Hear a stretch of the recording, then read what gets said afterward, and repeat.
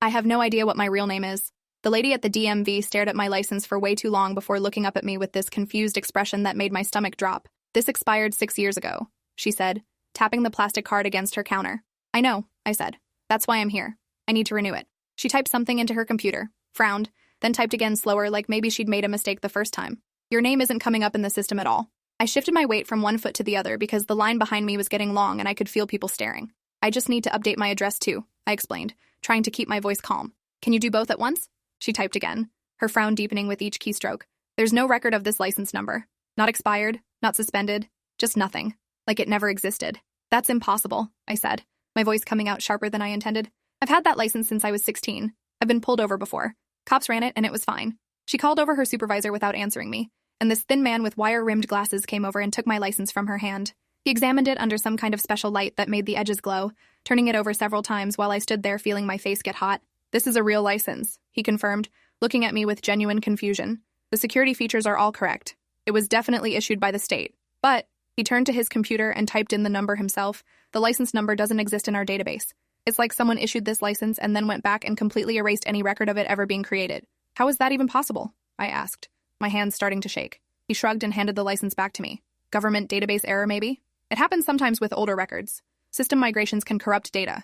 You'll need to apply as a first-time applicant and provide all your original documents. Birth certificate, social security card, proof of residency, the whole thing.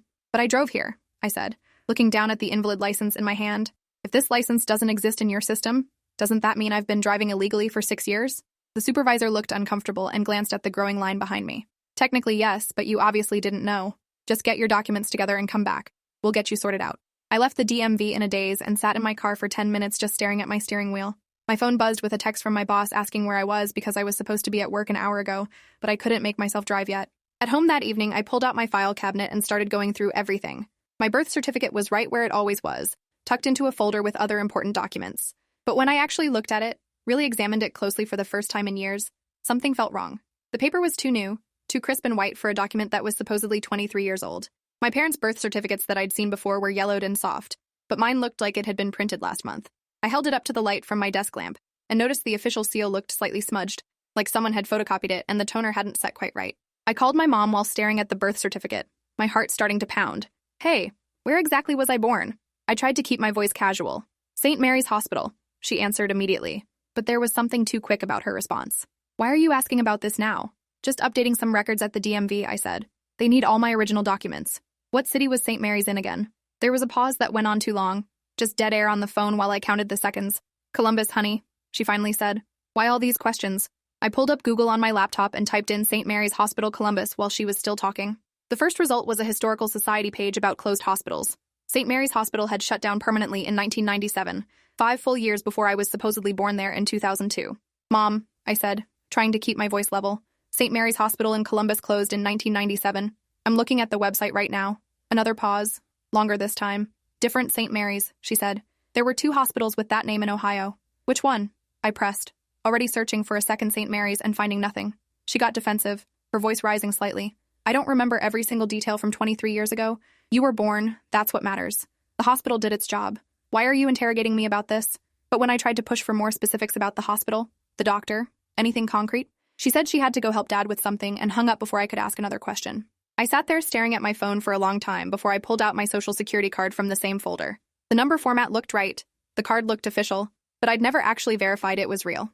I called the Social Security Administration and waited on hold for 15 minutes listening to terrible elevator music. Finally, a woman answered, and I gave her my social security number to verify.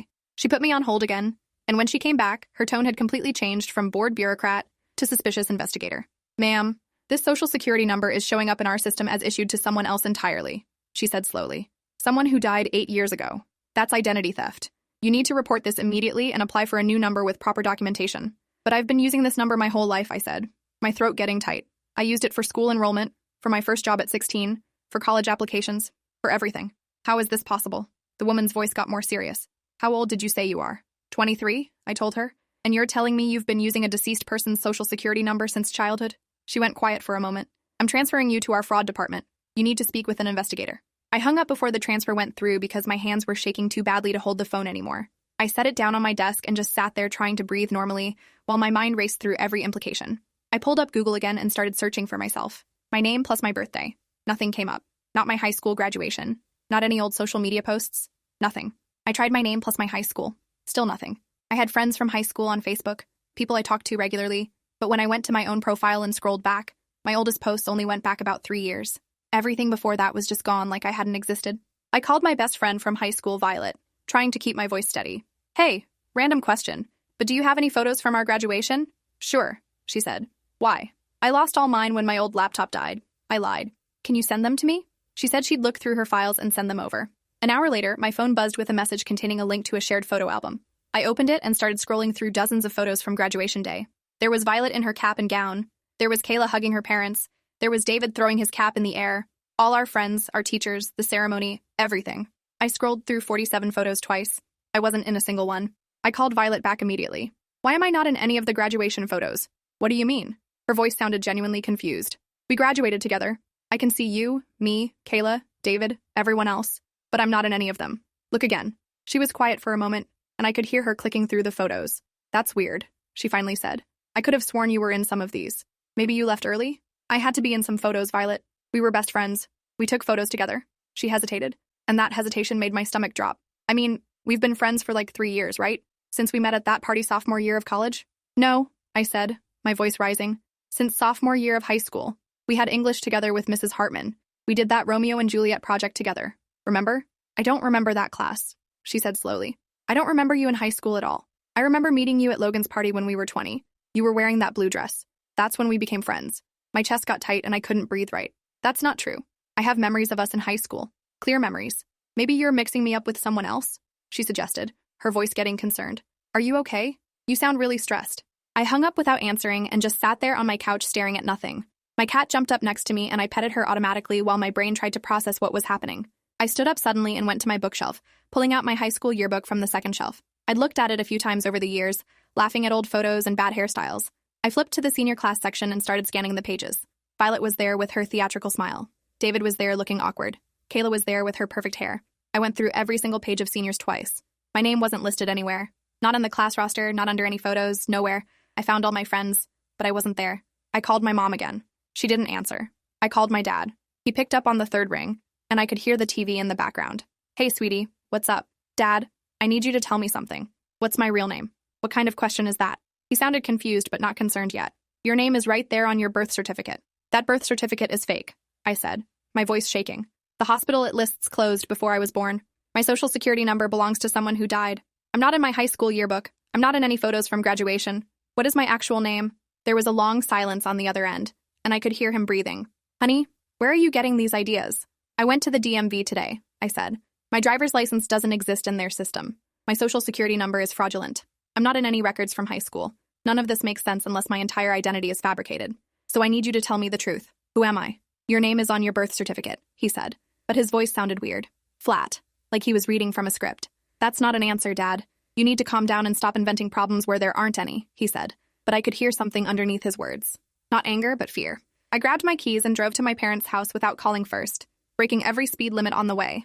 They lived 40 minutes away in the suburbs where I'd supposedly grown up, in the house I supposedly spent my childhood in. Mom answered the door, already looking worried like Dad had called and warned her I was coming. We need to talk, I said, pushing past her before she could respond. Dad was in the living room in his usual chair, but he wasn't watching TV. He was just sitting there waiting. I stood in front of him with my arms crossed. I want the truth, right now. About what? Dad said, but he wouldn't meet my eyes. About who I am, I said. About why nothing in my life actually exists in any official records. You're our daughter, Mom said from behind me, her voice high and strained. You're upset about something and you're making it into something bigger than it is. I pulled out my phone and showed them the expired license. This doesn't exist in the DMV system, I said. I showed them the photo I'd taken of my birth certificate. This hospital was closed when I was supposedly born. I held up my social security card. This number belongs to someone who died 8 years ago. I pulled up the graduation photos on my phone. I'm not in a single photo from my own graduation. Now stop lying and tell me my real name. They looked at each other, and I saw it happen. That same look married couples do. A whole conversation passed between them in complete silence. Dad's face crumbled a little and Mom's eyes filled with tears. Sit down, Dad finally said, his voice barely above a whisper. I sat on the edge of the couch, every muscle in my body tense and ready to run. Your name is Grace, Mom said, sitting down next to Dad and taking his hand. But that's not the name you were born with. That's not the name we gave you when you were born because we didn't give you that name at all. What was my birth name? I asked, even though part of me didn't want to know the answer. They looked at each other again, and I saw something like panic flash between them. "We don't know," Dad said quietly, and the words seemed to cost him something. "What do you mean you don't know?" My voice came out louder than I intended. "How do you not know your own daughter's birth name?" Mom twisted her hands together in her lap, and I noticed how old she suddenly looked. "We adopted you when you were 5 years old," she said, "through a private adoption agency. The adoption was closed and sealed. They gave us almost no information about you, just your approximate age and the fact that you needed a home immediately. Why didn't you tell me?" I could barely get the words out through my tight throat. "We wanted to," Dad said, leaning forward with his elbows on his knees. "God, we wanted to tell you so many times. But the agency made us sign legal agreements, multiple contracts. They said disclosure before you turned 18 could put you in danger. They said your safety absolutely depended on a complete identity change." "Protection from what?" I demanded. "They wouldn't say," Mom whispered, tears starting to roll down her face. "They just kept saying that people were looking for you, that you needed to disappear completely. New name, new birth certificate, new social security number, new everything. They said if we ever told you the truth or tried to find out more about your past, they would remove you from our home immediately." I stood up because I couldn't sit still anymore. "So you've been lying to me for 18 years. Every birthday, every time I asked about baby photos, every single time." "We were protecting you," Dad said, standing up too. "We did what we thought was right. What the agency told us was necessary to keep you safe." I felt like I was going to throw up. "I need to see the adoption file. Whatever documents you have. I need to see all of it right now." Dad shook his head slowly. "We don't have it anymore. The agency required us to destroy all adoption documents and records when you turned 18. It was part of the original agreement. We had to sign an affidavit confirming destruction." "That can't be legal," I said. But even as I said it, I knew it probably was. Private adoptions had different rules. "They said it was the only way to keep you safe," Mom said, her voice breaking. "They said if any documents existed, they could be subpoenaed or discovered. Complete erasure was the only protection." "So I could be anyone," I said, my voice going flat. "I could have been kidnapped. I could be a missing child whose parents are still looking for them. I could have a whole other family out there." "We don't think so," Dad said quickly. "The agency did background checks. They assured us you were legally available for adoption. But you don't actually know that," I said. "You just trusted what they told you." They looked at each other again and said nothing, which was answer enough. "What was the agency called?" I asked, pulling out my phone. "If they did this to me, they did it to other kids. There has to be records somewhere." "Secure Futures Adoption Services," Mom said quietly. "They were based in Cleveland. Operated for about 15 years before shutting down." I was already typing, searching for anything I could find. The agency's website was archived but completely generic. They specialized in high-risk placements and confidential adoptions. There was a phone number listed, but when I called it right there in my parents' living room, I got a disconnected message. I found a news article from 2015 about Secure Futures shutting down. The state had launched an investigation into their practices after several families complained about irregularities in their adoptions. But the investigation closed when the agency voluntarily dissolved, and the founder, David Kramer, died suddenly of a heart attack. All their files were sealed by court order as part of the dissolution agreement. "Convenient," I muttered, still scrolling through search results. "How did you even find this agency?" "They found us," Dad said, sitting back down heavily. "We'd been trying to adopt through legitimate channels for years. 3 different agencies turned us down.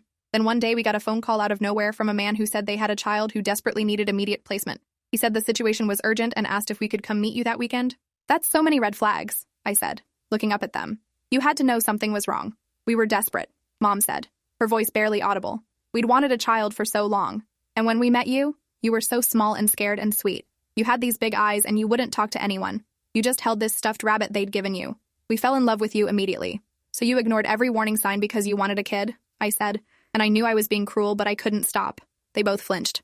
"It's more complicated than that," Dad said. "The agency had all the right credentials and licenses. Their paperwork looked legitimate. They had lawyers and social workers. It seemed real." I left their house without saying goodbye and drove around for hours, not really going anywhere. I ended up at an all-night diner at 2 a.m., sitting in a booth with terrible coffee, trying to figure out what to do next. I pulled out my laptop and started making a list of everything I needed to investigate. The adoption agency, missing children from around 2001 when I would have been taken, legal ways to access sealed adoption records, DNA testing to find biological relatives. The list got longer and longer until I had to start a second page. The next morning, I went to the county courthouse as soon as it opened. I asked the clerk about sealed adoption records, and she explained Ohio's laws. Adoptees could petition the court for their original birth certificates, but only if they could prove compelling need. Even then, if the adoption was classified as confidential or high risk, the records might be sealed permanently by court order. I filed the petition anyway, knowing it would probably take months and might not work. The filing fee was $175 that I really couldn't afford, but I paid it anyway. Then I went to the public library and spent 6 hours searching through newspaper archives from 1999 to 2003, looking for missing children cases. I found hundreds. Children taken by non-custodial parents, runaways, suspected abductions, bodies found, some recovered safely, most never found. I made notes on every case involving a girl approximately my age, but there was no way to know which one might be me or if I was even in there at all. My eyes burned from staring at the microfiche screen and my head pounded from trying to see my face in every grainy photograph. I ordered a DNA testing kit from one of those ancestry websites that same day, paying extra for rush processing. The kit arrived 3 days later and I did the cheek swab immediately, mailed it back, and then spent 2 weeks obsessively checking my email for results. When they finally came, I had matches to several distant cousins, 4th and 5th degree relatives scattered across the country. I messaged every single one through the website's system, explaining that I was adopted and trying to find my biological family. Most never responded. A few wrote back saying they didn't recognize my information and couldn't help. One woman said her family hadn't had any children go missing that she knew of and wished me luck. I used some of my savings to hire a private investigator who specialized in adoption searches. His name was Leonard Cross, and his office was in a strip mall between a nail salon and a tax preparation place. He listened to my whole story without interrupting, taking notes on a yellow legal pad. When I finished, he leaned back in his chair and studied me. "This is going to be difficult," he said. Secure Futures covered their tracks well. Most of their staff scattered when the agency closed. The ones I've tracked down for previous cases usually won't talk because of NDAS and legal threats, but I'll see what I can do. Leonard started by trying to locate former employees of Secure Futures. He gave me updates every few days. Most had moved out of state. 3 had died. Several refused to speak with him. Finally, after 3 weeks, he found a woman named Barbara Walsh, who'd been a caseworker at Secure Futures for 4 years. She agreed to meet with me, but only in a public place and only if I came alone. We met at a coffee shop downtown on a rainy afternoon. Barbara was in her early 60s with gray hair pulled back in a practical ponytail and kind eyes that had probably seen too much. She ordered chamomile tea and sat across from me in the corner booth I'd chosen. "I want to help you," she said before I could even start my questions. "But you need to understand I signed legal documents. An NDA that doesn't expire. If they find out I talked to you, I could face serious consequences." I nodded, my phone recording in my pocket even though I knew I probably couldn't use it legally. "Tell me about Secure Futures." She stirred her tea slowly. They did good work initially. David Kramer genuinely wanted to help children in dangerous situations. Kids whose parents were in prison, kids in abusive homes, kids caught in custody battles that were destroying them. But somewhere along the way, things got ethically questionable. "How so?" I leaned forward. "Some of the adoptions weren't fully legitimate," she said quietly. "Children removed from situations without proper court oversight. Identity changes that weren't entirely legal. Kramer believed he was saving children, and maybe he was in some cases. But he started cutting corners, making decisions that should have gone through courts and social services." She took a sip of her tea. "Toward the end, before the investigation started, several of us were concerned but afraid to speak up. Do you remember a 5-year-old girl placed in 2004? I asked, sliding a photo of myself at that age across the table. Barbara looked at it for a long time, and I saw recognition flash across her face. "I remember several placements that year," she said carefully. "But there was one case that always bothered me. A little girl we called Lily in our internal files. I don't know if that was her real name. She was removed from her mother's custody under emergency circumstances. Kramer said the mother was involved with dangerous people and the child needed to disappear immediately." "What kind of dangerous people?" I pressed, my heart racing. Barbara hesitated, glancing around the coffee shop. "I never got full details. Kramer kept that case extremely confidential. Even the caseworkers didn't have complete access to her file. But I remember him saying this particular child needed to vanish completely. New identity, new family, total erasure of her past. He said lives depended on her disappearing." "That sounds like me," I said, my voice barely steady. "Do you remember the mother's name? Anything that could help me find her?" Barbara shook her head slowly. "Kramer was paranoid about that case. He kept all the original documentation in his personal safe. After he died and the agency dissolved, that safe was opened as part of the investigation. It was empty. Every document related to that adoption had been removed." She paused, choosing her words carefully. "But I do remember the mother came to our office once. This was maybe a month after the placement. She was screaming and crying, demanding her daughter back. Security had to physically escort her out. She was young, maybe mid-20s, with dark hair. She kept screaming a name, but I couldn't make it out clearly through the door." "What happened to her?" I asked. Barbara looked genuinely sad. "I don't know. Kramer filed for a restraining order against her. He told the staff she was dangerous and unstable, that we'd saved her daughter from a terrible situation. He said she was involved with drug dealers or criminals, I can't remember exactly. He said the child was better off never knowing where she came from." My hands started shaking around my coffee cup. But what if he was wrong? What if she was just a mother trying to get her child back? Barbara met my eyes directly. "Then you're in an impossible situation," she said quietly, "because everyone who could tell you the truth is either dead or legally silenced, and the records that could prove anything have been destroyed." I left that meeting feeling hollow. Leonard kept investigating for another month, but every lead went nowhere. Kramer was dead. The other senior staff at Secure Futures refused to talk or claimed they didn't remember. The lawyer who handled the agency's dissolution said all records were destroyed per court order, and he couldn't discuss the cases. My petition to unseal my adoption records was denied by the judge. He said curiosity wasn't sufficient compelling need, and I'd have to prove medical necessity or evidence of illegal adoption. I filed an appeal, but my lawyer said it would take at least a year and probably wouldn't succeed. I started having dreams that felt more real than dreams should. A woman with dark curly hair singing in Spanish. A small apartment with yellow kitchen walls. A man with a deep voice who scared me. A blue teddy bear that I loved. I didn't know if these were actual memories surfacing or just my imagination trying to fill in 20 years of blank space. My therapist said it was common for adoptees to experience this kind of thing, that the brain sometimes creates false memories to cope with identity loss. I went back to my parents and asked them every detail they could remember about when they first got me. Your name was Grace when we got you, Mom said. The agency said they'd already changed it once before we met you, so you'd respond to Grace. But they never told us what your name was before that. What else do you remember? I pushed. Mom and Dad looked at each other, having that silent conversation again. You didn't talk much for the first few weeks, Mom finally said. You barely spoke at all. You'd answer yes or no questions by nodding or shaking your head, but you wouldn't use words unless you absolutely had to. Dad added details slowly. You had nightmares every single night for months. You'd wake up screaming and crying and we couldn't comfort you. You'd just huddle in the corner of your room until you fell back asleep from exhaustion. It took almost a year before you'd let us hug you or tuck you in at night. What else? I demanded, needing every detail. You were terrified of loud noises, Mom said. If someone dropped something or a door slammed, you'd immediately drop to the floor and cover your head, like you'd been trained to respond to violence. And you wouldn't let anyone touch your left arm for the longest time. You'd scream if we tried to help you change clothes or if the doctor needed to examine you. My left arm. I slowly rolled up my sleeve and really looked at the scar on my upper arm for the first time with new eyes. I'd always assumed it was from some childhood accident, maybe falling off a bike. But looking at it now, really examining it, the scar seemed deliberate. 3 straight lines, parallel to each other. I took photos of the scar from every angle and sent them to a forensic consultant Leonard recommended. She called me 2 days later. The scarring pattern is consistent with intentional cutting, she said. Based on the depth and placement, I'd estimate these were inflicted when you were between 3 and 5 years old. They could be defensive wounds from trying to protect yourself, or they could be deliberately inflicted by someone else. Either way, they're evidence of trauma. I sat down hard when she said that, the room spinning slightly. Is there anything else I should look for? She asked me to check for other scars or marks. I found a small circular scar on my shoulder that could have been a cigarette burn. A faint line along my ribs that might have been from a belt. Evidence written on my body of a past I couldn't remember. My therapist helped me work through everything over the next 6 months. The identity crisis, the anger at my parents, the grief for a mother I didn't remember. She said it was normal to feel betrayed even when you understood someone's intentions were good. She also said something that hit me hard during one session. You might never find all the answers, she said gently. The records are gone, the people who knew are dead or silent, and your early childhood memories might never come back. You have to decide if you can build an identity without knowing where you came from. Can you accept being Grace without knowing who you were before? I didn't have a good answer to that. 6 months after this all started, I got a notification from the DNA website. A new match had been found. First cousin. Close enough to matter. Close enough to potentially lead me home. I messaged immediately, my hands shaking so badly I had to retype the message 3 times. My name is Grace. I'm adopted and searching for my biological family. I think we might be related. Her response came 3 hours later. I'm Sophie. My aunt had a daughter who disappeared in 2004. She was 4 years old. The family has been looking for her for 20 years. Do you have a photo? I sent her several pictures. Childhood photos my parents had taken, recent photos, everything I had. Sophie called me within 10 minutes, her voice shaking. Oh my God. You look exactly like my cousin Nina.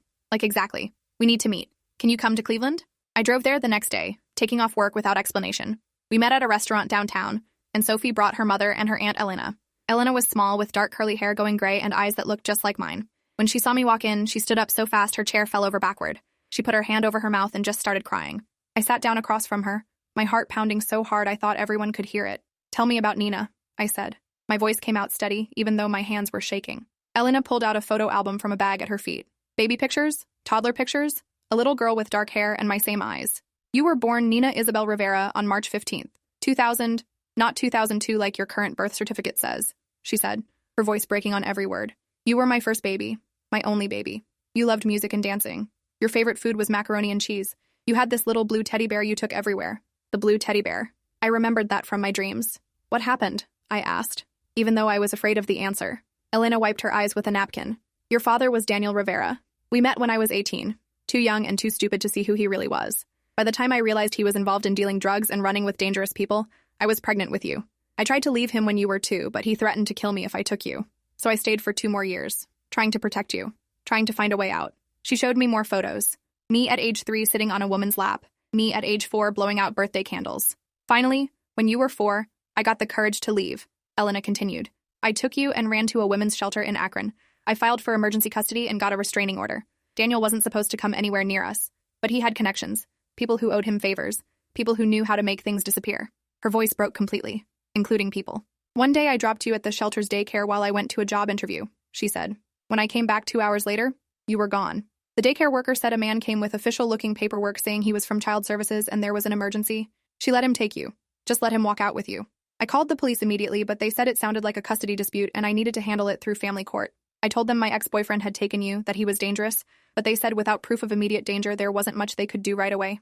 I searched for you for months, Elena said, pulling out a thick folder of documents. Police reports, private investigator reports, court filings, everything. I hired 3 different investigators over the years. I never stopped looking. But Daniel had help from someone who knew how to make children disappear. Someone who made fake documents, changed identities, erased paper trails. It wasn't until the Secure Futures investigation happened in 2015 that I learned what really happened. A reporter covering the investigation found my name in some old files and called me. What did you learn? I asked. Elena's hands were shaking as she pulled out newspaper clippings. They found evidence that David Kramer, the man who ran Secure Futures, had connections to people who facilitated illegal adoptions. He would pay certain people to bring him children who needed to disappear. Children from custody disputes, children whose parents were criminals, children no one would look too hard for. He'd create new identities for them and place them with families desperate enough to not ask questions. The newspaper said Kramer paid Daniel $50,000 for you. $50,000. My father sold me. Elena was crying again. I wanted to find you so badly. I never stopped hoping. But by the time I learned about Secure Futures, the agency was already dissolved. Kramer was dead. All the records were sealed or destroyed. The investigation found evidence of wrongdoing but couldn't prosecute anyone because the main perpetrators were dead or had left the country. I hit dead end after dead end, until Sophie took that DNA test last year and we started getting matches that didn't make sense. Matches to people we didn't know. She showed me her results. And then you showed up, 20 years later. I sat with Elena for 6 hours at that restaurant, looking through photos and documents, learning about Nina Rivera. My real birthday was March 15th, which meant I'd been celebrating the wrong birthday for 18 years. My real name was Nina Isabel Rivera. I had been stolen from my mother and sold to an adoption agency that specialized in making children disappear. I felt like I was watching a movie about someone else's life. Is Daniel still alive? I asked. Elena shook her head. He died 6 years ago. Overdose in a motel outside Phoenix. He can't tell us anything about what happened during those missing years, so we might never know exactly how I ended up with Secure Futures. Elena nodded. There are gaps we can't fill. But we know you're Nina. We know you're my daughter. The DNA proves it. We know you were taken from me and sold.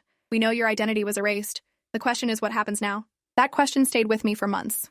I started spending time with Elena, learning about the family I came from. She told me about my grandmother who died when I was a baby, my grandfather who left before I was born, cousins and aunts and uncles I'd never met, stories about Nina, about who I was supposed to be.